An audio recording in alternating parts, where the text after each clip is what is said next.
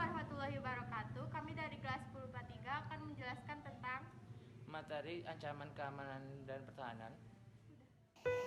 Ancaman pertahanan dan keamanan.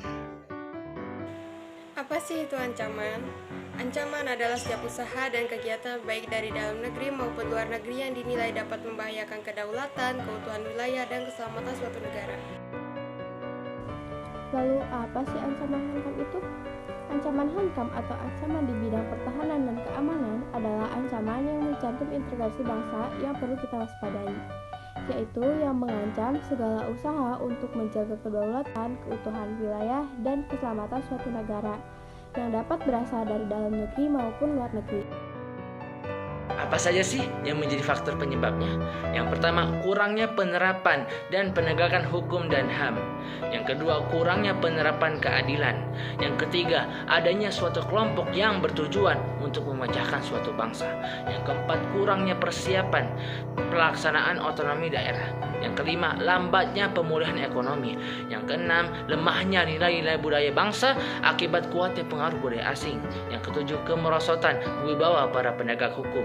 Yang kedelapan, ketidakmerataan pembangunan dan hasil-hasil pembangunan yang menimbulkan berbagai rasa tidak puas dan keputusasaan di masalah sara, suku, agama, ras, dan antar golongan. Bentuk ancaman di bidang pertahanan dan keamanan. Bentuk ancaman di bidang pertahanan dan keamanan yang pertama yaitu agresi dan invasi. Agresi yaitu merupakan penggunaan kekuatan bersenjata oleh negara lain. Invasi yaitu bentuk agresi berskala besar. Yang kedua yaitu pelanggaran wilayah. Yang ketiga, pemberontakan bersenjata. Yang keempat, sabotase atau tindakan perusakan yang dilakukan secara terencana. Yang kelima, spionase.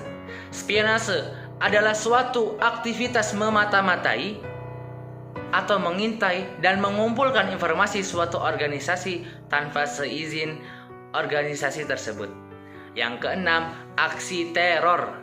Aksi teror merupakan suatu kegiatan terorisme yang mengancam keselamatan bangsa dengan cara menebar rasa ketakutan yang berlebih hingga menimbulkan korban jiwa tanpa mengenal rasa peri kemanusiaan.